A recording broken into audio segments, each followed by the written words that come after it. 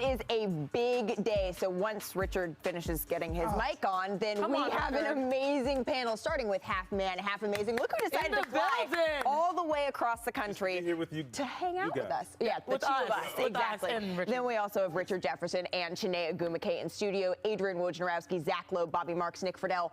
All will be stopping by in just a bit. But I do want to start in Brooklyn. Vince, I want to start with you here. The single most important player in tonight's game is whom? I think it's simple to me. It's Kevin Durant. And I say Kevin Durant because of his ability to dominate the game, his ability to take over a game, his ability to make plays for everyone else. Who can stop Kevin Durant? I pulled Kevin Durant aside a couple weeks ago. I said, you told people, you remember I'm Kevin Durant? You know what he said. He was in Golden State. Yeah. I was like, hey, well, prove that to these people and get them off your back. And he proceeded to go into Atlanta and score 55.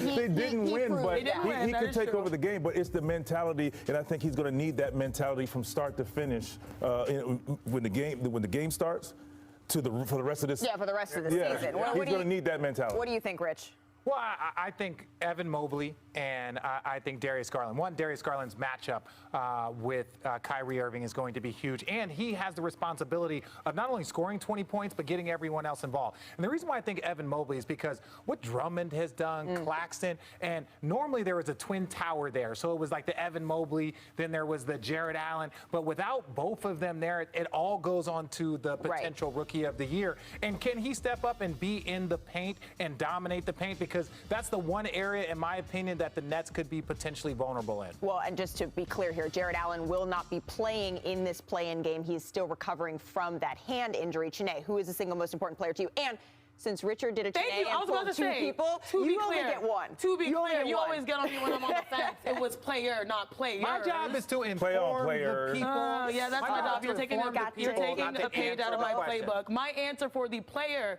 in this matchup is a twist off of Vince, and I'm going with Kyrie Irving. Just because I was really enlightened through JJ and his podcast where he talked to KD, and KD said, look, I want to get higher than 55 points per game as one of the greatest shooters. I want to get in the 60 range. I want to get to 65, but I have to deal with adjustments. And when he's dealing with adjustments, especially in the postseason, when you have players that are talented guarding you, you know that Kyrie can carry that load. We've seen time and time again that he's capable. If the game comes down to a final shot, I mean, we all feel really good about KD or Kyrie, but Kyrie probably in that circumstance really, really wants it. And so when I'm looking at a matchup in the play-in, Kyrie, there's been so much pressure based on what he has meant to this team and what they have had to deal with in the process. And so we all know who KD is. I think it's the Kyrie that has his name circled where, all right, you better show up because we really weathered the storm and you're supposed to be available and you're here and you have to help us get it done. I do want to bring in senior writer Zach Lowe, host of the Lowe Post, into this conversation. And I called you Mr. Deep Cut on the show last week. I love that, by the way. So are you going with a deep cut here? Are you in agreement with the analysts that are on set? As a general rule, if Kevin Durant is playing in a basketball game, he's the most important player in the basketball game. We can overthink all these things. This guy's an X factor. And what if Karis LeVert has 30 and Evan Mobley's doing this and that? It's Kevin Durant. The guy can win the game by himself. He's maybe the best player in the league, in the world. It's either him or Giannis at this point. Unless Cleveland has an answer for him, and I'm fascinated to see who starts the game on Kevin Durant, frankly. I think everything flows from there. It's KD, and that's it. End of story. Well, the votes are in, though, and I promised that you would have to bring your homework on Monday. Did KD make your All-NBA team? Of course he did. I'm just All-NBA. 3 All-NBA teams without Kevin Durant. I just wanted to double check. All right, let's take a look at the numbers, though, because these teams, they faced each other 4 times this season, with the Nets winning 3 of those. Kevin Durant played in all 3 wins and put up almost 29 points per game. He did not play in the game that the Nets lost. I do want to transition here to more news coming out of Brooklyn this morning. During rush hour traffic, a gunman filled a subway train with smoke, shot multiple people, wounding at least 10, and then fled the scene. That's according to local authorities. And when the train pulled into the 36th Street station in Brooklyn, which is about a half-mile away from the Nets practice facility, authorities said that some commuters, they were left bleeding at the stations while others ran away screaming. And 5 people were in critical condition, but they're expected to survive. At least 16 in all were injured in some way, authorities said. And I just want to put this into perspective in the NBA. That subway stop is the subway stop that many employees who work at the Nets facility, that's what they use to get to work every day. It was my subway stop when I was covering Nets practices. So I do want to go to New York now, where our Nick Friedel covered Nets availability this morning. Nick, thank you so much for joining us. I'm so glad to see you and that you're safe. In the aftermath of this shooting, what was the mood and scene around the Nets facility? Malika, it was surreal. It was scary. Teammates and coaches were all talking to each other about what they were watching on the screens as the news coverage played out right off the practice floor. And I was able to talk to Kevin Durant and Steve Nash, and they said in their preparation for tonight, this was certainly going to be something that was on their mind. Absolutely. It's devastating to hear about, I don't know the details. I don't know too many details, but to hear the sirens out front the practice facility and see so much commotion going on outside, you hope and pray that for the best for everybody involved. It's obviously a very tragic morning, and we're devastated for the community and for those directly involved. I don't know a lot of the details, so I don't want to get too far into it, but we're just all concerned for everyone involved, and at the same time try to prepare and be focused on our task at hand the best we can. Malika, as KD said, you could hear the helicopters whizzing by near the practice facility. You could see the cop cars and the ambulances, so it was right in front of everybody's eyes. But having said that, these are professionals, and they understand what is on the line tonight in their basketball game. And as Durant said, we know we have to take care of business, because if they do, they get 4 days off before they would go to Boston and play in Game 1 on Sunday. Our thoughts, Nick, are certainly with those that are affected, although, frankly, I'm not sure that thoughts are enough. We need to see meaningful, tangible change. Nick, thank you so much. Please keep us posted as this story develops. I was in touch with a league spokesperson, and they told me that they've been in touch with local authorities all day. They're continuing to monitor the situation, but as it stands right now, the game in Brooklyn is scheduled to go on. LA, they won 3 of 4 matchups. Paul George played in all 3 wins, and the Clippers, they outscored Minnesota by an average of 10 points per game. But you know that it is a big game when Shanae crunches the numbers. What's on the cheat sheet, sis? Oh, let's get it. It is time to shine, because you know what time it is. The regular season is over, and this is my cheat sheet play-in edition. Here's what you need to know about tonight's Clippers-Timberwolves matchup, where the winners are into the playoffs, aka a series, and get the Grizzlies. Let's start with the youngins, though. You can no longer sleep on the Minnesota Timberwolves and their young core. This season, the T-Wolves, 1, led the league in points per game. 2, they made the most threes per game. And oh, by the way, 3, Karl-Anthony Towns, he was not lying when he said he wants to be the best shooting big man in the game. In fact, he shot 41% from 3 this season, which is the best among centers. So let's take a look at their strengths on the court. Roll me my tape, producer Kwaku. Play-in edition, baby. All right, offensively, this is one of the best teams in the league, and they get their offense through great spacing. Simple offense when you have good spacing, a nice pick and roll. Look at how many defenders react, but more importantly, how many shooters are available. And I love this ball movement. You're a great shooter. You don't just shoot the first shot, you shoot the best shot. 41% from 3. Karl-Anthony Towns knocks it down. So great spacing helps in offense. But also, when you're young and you're trying to find an identity, having good play calling matters. This is a zone, but they're still committed to running the play, which is man, a pick and roll. And watch this, you're committed, you're still gonna get to your spots, and you create an opportunity again for the big man through the screen. Defense has his back to Cat. Cat is available. It's a zone. You can score here or there, but he goes for the midi and he knocks it down. This is good offense, and that's exactly what the T-Wolves do. Now, keep an eye on that guy, Karl-Anthony Towns.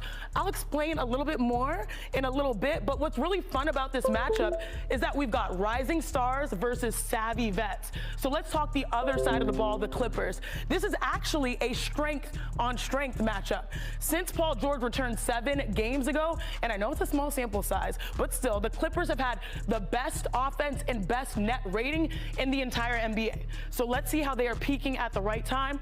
Run it back, producer Kwaku, baby, please. Okay, thank you.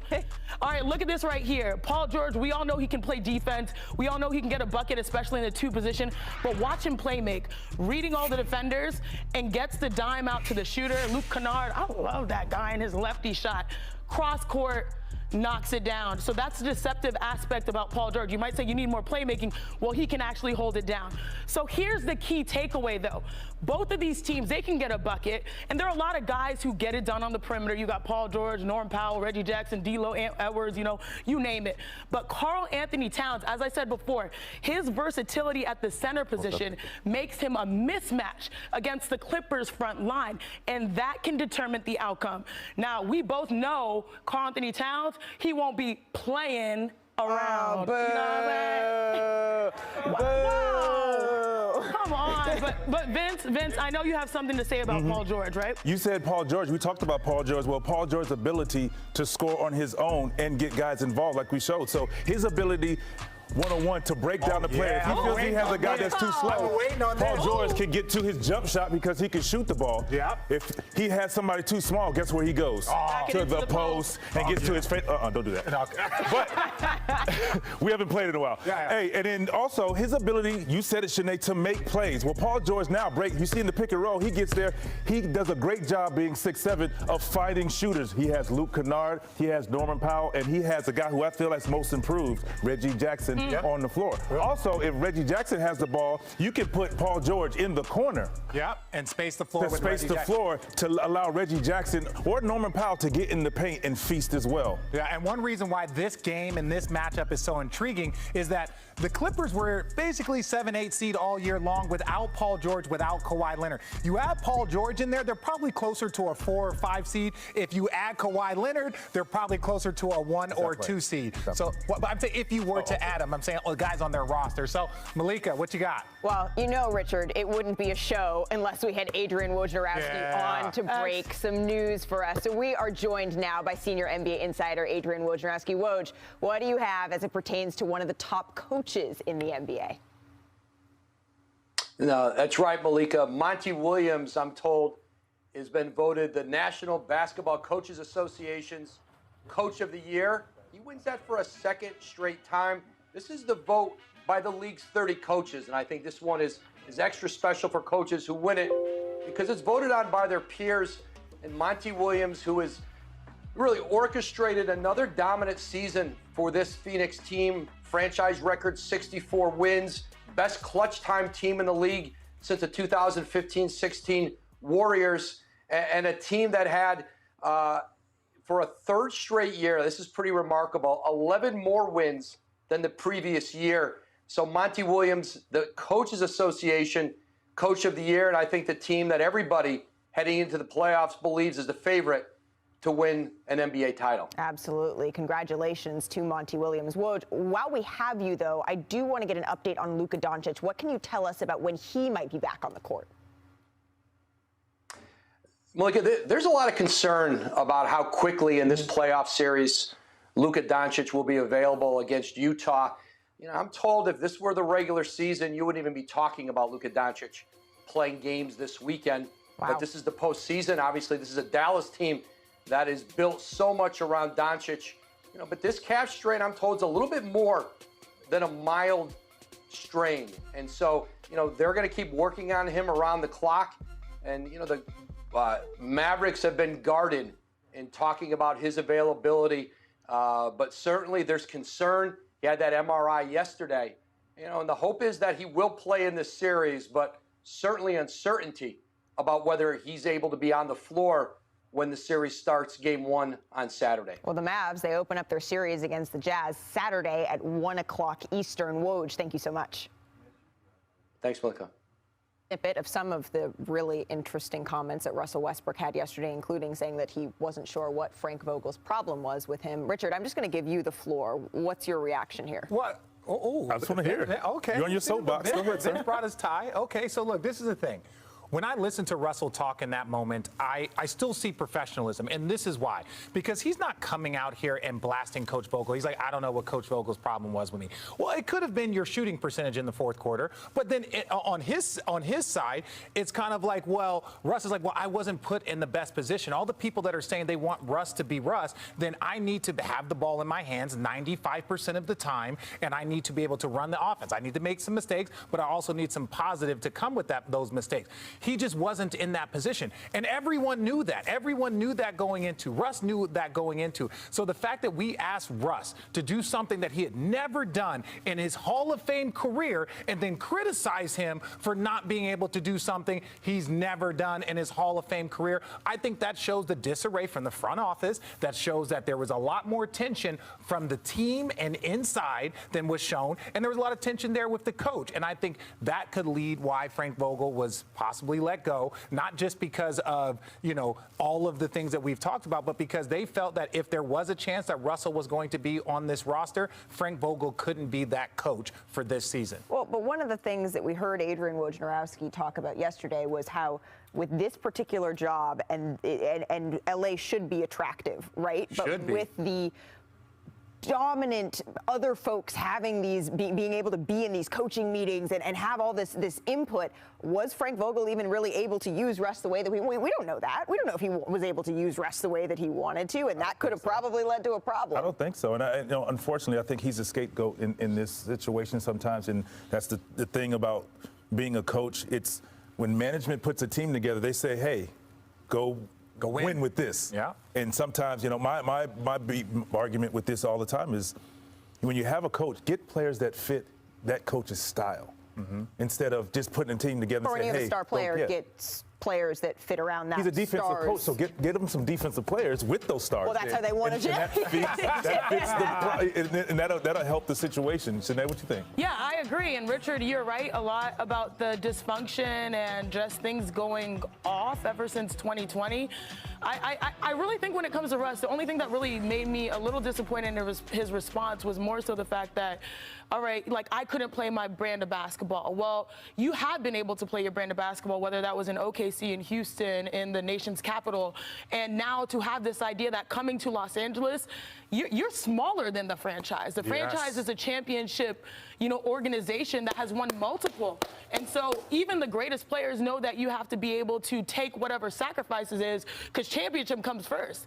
And so that's the difference that I see here. Like, I want to be my best self. Yes, I understand that, Russ. But at the same time, you're playing alongside LeBron James, Anthony Davis. And as a professional, you have to have that self-awareness that, like, all right, maybe I'm not shooting the ball as well as I need to. Yeah, that creates a situation that might not be great for my team. How am I going to help them benefit through that? How am I going to be a spark plug? There's so many different aspects of professionalism, understanding that the team you go to might have you as the priority, as you as the answer, or they won't. In the case of this instance, the Lakers don't have him as a priority, largely because you have LeBron James, you have AD, you have a number of vets, and you're coming in new after a championship 2 or 3 years ago. So I think it was just hard for me to hear that, oh, you didn't make it work. Well, this is not the make it work, it's where we make championships. Just one thing, I think there's guys out there who sometimes don't understand how to make that sacrifice. And it's a learning curve and learning process. They have to go through this to grow. Especially if what was required of Russ for the last several years was vastly different than what was required. Don't tell Russ he's going to have the responsibility of having the ball, and then when it's starting to go south, you put the ball in LeBron's hands. Don't tell him that. But and he has to learn to sacrifice. This is the other thing. You take Russell's greatest year ever, and it is probably 6th compared to LeBron's greatest year. That's fine. So it's like, we're going to give the ball to LeBron James with all due respect. You, as a future Hall of Famer, and I played with you against you in your prime. I played with you in your prime. You also made adjustments. Right. Eventually, you went to, I'm going to come off the bench. Eventually, I'm going to just be a supportive veteran. We saw it with Carmelo Anthony. And I'm not saying Russ is in that veteran space of coming off the bench, but Russ did not do a very good job of adjusting his game to what the team needs. I think he went into it expecting for the team to adjust around what was his best trait, but that wasn't what was best for the team. But do you see a path for him to do so going forward? That's the question. I think it's hard Does he know because how? it's hard because you've already opened the present. You can't put it back in, right? Like you see a circumstance where, all right, you gambled or mortgaged a lot of your future based on this decision, and it's going to be out of your hands because isn't it a player option too? But So, can he learn this summer? I think he can. Can he go through I this? think he can. That's the And question. it's going to take some really difficult conversations amongst LeBron, AD, and Russ to say, hey, if you're not knocking down your three, this is what we need you to do. If you're not, even with the minutes too, you think about, all right, maybe it's not us all going crazy in the beginning. Maybe it's 10 or so minutes you come in, and that's your time to up the pace. There are adjustments that could have been made, but I think pride got in the way of it. Well, and this is why I ask, right? The Lakers, they have almost $130 million committed to their big three next season. That's assuming Russell Westbrook opts into his player option, which, why wouldn't he? But LeBron is entering the final year of his deal, and Anthony Davis, he has 2 more years before he can opt out. So to help us make sense of all of this, I now want to bring in our resident capologist and front office insider, Bobby Marks. Hey, Bobby, simply put, is Russ tradable? And if yes, do you believe the Lakers are going to prioritize that this offseason? Oh, he's tradable, but I think it's different than prior years when he was traded to Washington and when he was traded to the Lakers, where this is a trade where it's basically not a basketball move. It's a financial move, and it's basically the Lakers determining that they are basically just going to cut costs and trade multiple draft picks, and the team that is going to be acquiring him sees him as a salary dump, whether it be in a buyout, and it's not for basketball reasons, as I said, on the court. But of course he's tradable, but it's not going to be for basketball reasons. All right, well, we need to bring Zach Lowe into this conversation because I know he did his homework. He's still doing it, by the way. And wants to Zach, you're my favorite. skills. All right, You're my favorite. Zach, I know that you have not only one, but 2 trade proposals. So the floor is yours, starting with a Pacers hypothetical for Bobby to react to. Well, yeah, as Bobby said, teams are not going to trade for Russell Westbrook to play him. They're going to trade him to buy him out. So you got to look for teams with long-term contracts who would take 2 first-round picks from the Lakers because, as Bobby said, anyone's tradable if you attach 2 first-round picks to them. So I looked at Indiana. Let's see. We got Tyrese Halliburton. He's our guy. Now we have Buddy Hield. He's on a long-term deal. Malcolm Brogdon, we just extended him on a long-term deal. Both those guys would fit what the Lakers need, which is shooting, shooting, shooting. Indiana fans probably don't like the idea of this deal because those are good players, but 2 first-round picks is nothing to sneeze at. I'm not sure the Pacers do it, but that's one call I'm making if I'm Rob Pelinka, the Lakers GM or whatever his title is. And the other place I'm looking for, the other obvious spot is Charlotte, where Gordon Hayward, because of injuries and the emergence of other players, just doesn't quite feel like part of the fabric there anymore. And you've got to toss another piece in it to make the money work. Maybe it's Kelly Oubre, maybe it's somebody else. And again, the 2 first-round picks, if I'm Charlotte, I say, hey, I can survive without these guys. I get 2 picks. It's like free money. Maybe I do it. Maybe I don't. Again, Charlotte's not pairing in this scenario that I just made up. They're not pairing LaMelo Ball and Russell Westbrook. They're just getting 2 first-round picks, buying out Russ for some portion of his salary, and Russ goes on his merry way from there. It's just a thought. These are just thought exercises that every front office in the Lakers situation is having with the whiteboards and the markers and all that stuff all the time. It's just, as Bobby said, there's just not that many places to look. Well, Vince Carter and Richard Jefferson, who are to my right and to my left right now, they were nodding a little bit at your Pacers proposal and hard pass at the Charlotte proposal. What do you think, Bobby? Well, I think for Indiana, it would make sense for the Pacers. I think any rebuilding team makes sense if certainly the Lakers are going to include two unprotected first and 27 and 29, and who knows where that Laker team will be here. And I think, Indiana has already mentioned that Tyrese Halliburton is their point guard of the future, and what does that mean for Malcolm Brogdon? So that makes sense for Indiana. For Charlotte, unless it's going to be a buyout for Russell Westbrook, I want nothing to do with him with LaMelo Ball. I mean, that's plain and simple. I don't want them sharing the backcourt together. But as Zach said, Gordon Hayward has missed 58 games in the last 2 seasons, has not finished a season in his 2 years in Charlotte. And if you can get 2 first-round picks, that's certainly something to consider. But as we said before, This is purely financial and building up your draft assets. Well, at least you got a thumbs up from Vince Carter halfway through that answer, Bobby. Zach, Bobby, thank you so much. It is certainly going to be an interesting offseason for the Lakers. That is for sure. And Bobby, you will be back to break all of that down. Stay ready, Zach. Stay ready. All right, still to come. Is our panel willing to put their money where their mouths are? The play-in games previewed Vegas style in just a bit. And they say pressure creates diamonds. So will any of these players succumb to the playoff pressure, or will they harness it? Plus, stick around for a special show stop at the top. See what we did there? Was Jaws Like poster on Yahoo. Windmill off the lob? Yeah. Windmill off the lob? If you can do it, you can do it. Yeah. Again, this man is what, 6'2"? Yeah. 6'2"? When you say if you can do it, you can do it, that means you can do it, right? Yeah. Okay, I was making sure that we're very clear here. Oh, no. All right, let's then go to top opponents. Knicks at Hornets. Oh, okay. Obi Toppin, I mean, he put on. Oh, he did. A little top of the top of Toppin. Okay. We should do that top of the Toppin. I like that. Yeah. Little sloppy Take Toppin. it to the my top. Take what? Let's in the go. world? Finish it. Oh, Finish it. we got more windmills. We got more windmills. Windmills. First And of then all, look at that it. was our go-to. That was our go-to. go-to. Exactly. That was our go-to. That's why they was put the it on windmill. here. Who did it better, Obi or? No one does Vince? it better, Vin. It's him and then Dominic. That was my thing. Fine. Windmills was Tough the thing. rotation than it is early season Bulls. Lonzo, I mean, he had some pretty passes. Take a look. That's sick. Oh, wow. Hey, who does that remind you of? 360. Ooh. Who did that remind you of?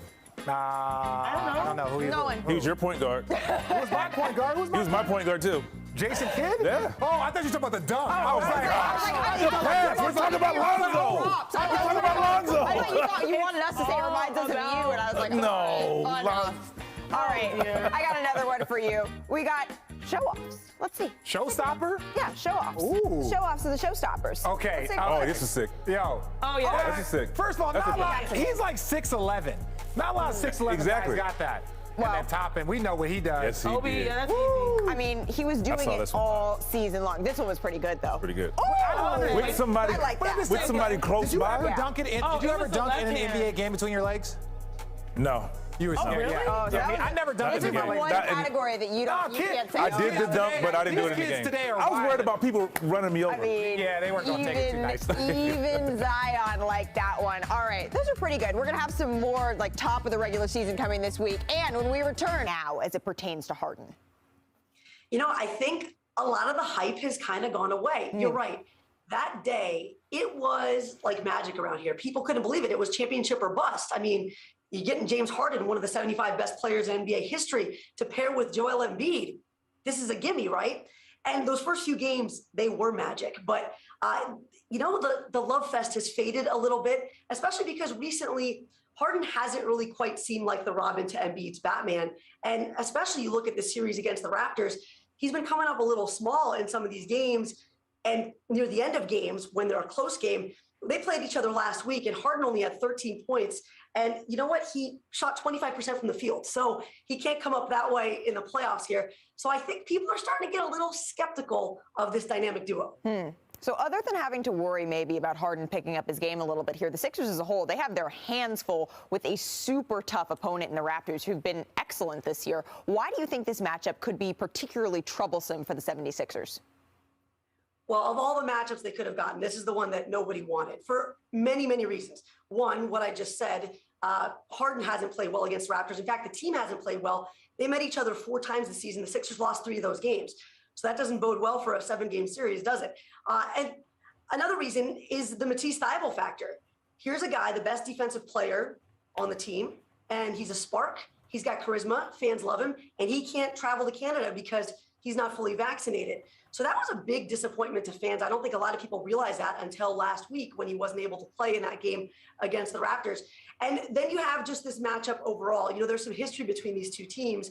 I was there back in 2019 when that buzzer beater by Kawhi sent Joel Embiid to the locker room in tears, crying. And so he feels the pressure of winning there in Toronto. And the Sixers as a whole, they have the pressure of getting deep into this playoffs. I mean, they've only gotten out of the second round 2 times since 1986. This would be the second time if they were to actually do it. That's a long time. Right. And you said it. The word du jour is pressure, right? So what's the feeling among fans when it comes to Doc Rivers' decision-making, and how will that play out in this series?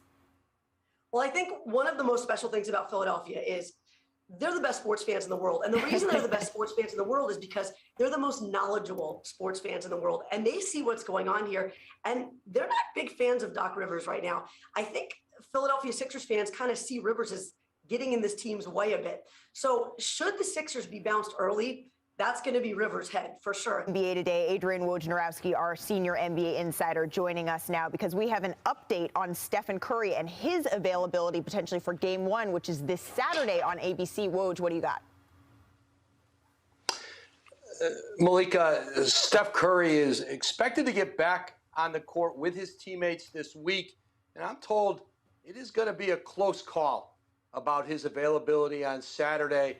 Steve Kerr said today that the hope is, or certainly the expectation is, that he would have to get into a scrimmage with these Warriors in a practice this week before they would allow him to return and play a game. That would be the responsible thing to do. And Steve Kerr said that the hope is they'd have a scrimmage on Thursday ahead of Saturday's Game 1. But right now, the progress for Steph Curry has been steady with that foot injury. And the hope still is he can play Game 1. But again, it's going to be a close call.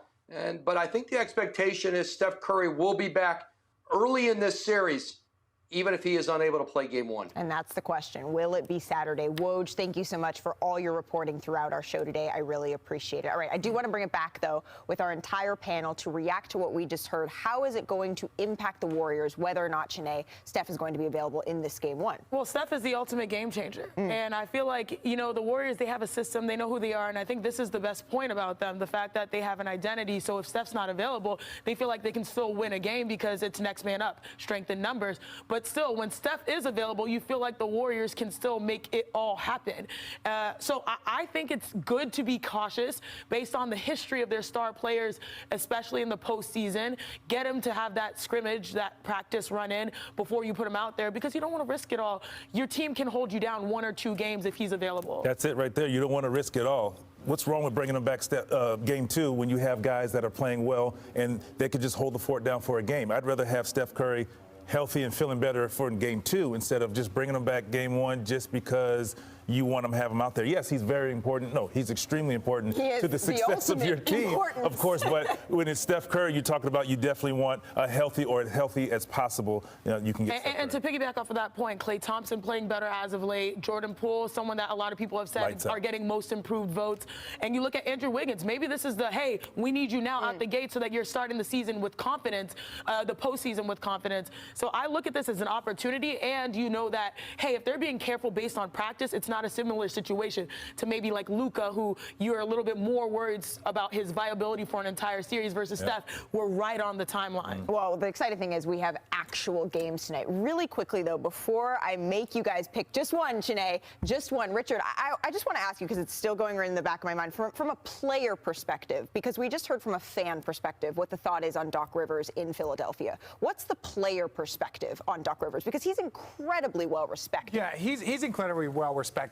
I think ultimately when you look at Philly, they've been in a transitional situation. Last year, they finished, I believe, as the #1 seed and, just growing and getting better. Right now, Joel Embiid could win the MVP under Doc Rivers. And I think the biggest issue for them, what was going on with Ben Simmons, that part is very, very tough. That was uncontrollable to a certain degree.